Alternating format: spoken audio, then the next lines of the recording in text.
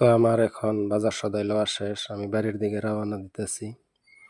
দুধ লইলাম, জিলাপি লইলাম, বুট লইলাম, এভাবে বাচ্চার জন্য স্যারালেক্স লইলাম, আরও বিভিন্ন সদাই পাতি লয়ে এখন বাড়ির দিকে রওনা দিছি।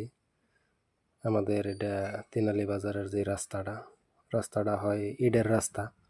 বাইক এত একটা স্পিডে চালানো যায় না, কারণ আপনার ইটের রাস্তার মাঝে বাইক বেশি স্পিডে চলাইলে বাইকটা একটু থেরথেরান বেশি মারে, কাঁপে বেশি। তো আমি আস্তে আস্তে এখন বাড়ির দিকে যাইতেছি। এটা সাইডে যা দেখতেছেন ওয়াল, পাক্কা ওয়াল।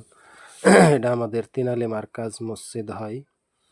তে আমাদের যে রাস্তাটা, এই রাস্তাটা হচ্ছে কচুয়া বাজারের রোড।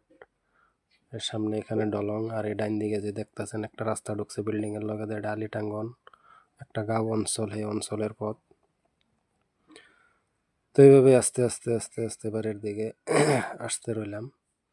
আসলে বাজার সদাই যতই লন মোটামুটি অতই কম।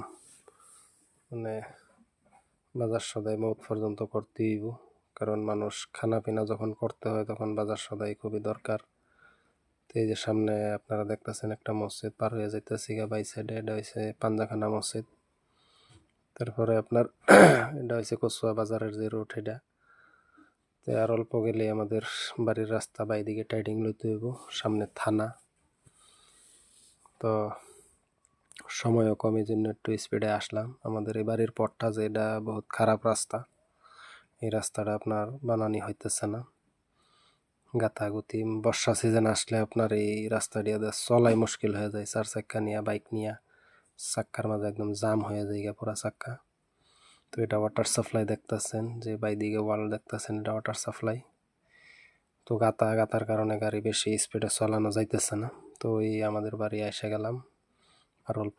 এই ডাইন দিক দিয়ে যে টিনের বেড়ার দেখতেছেন, এটাই আমাদের বাড়ি।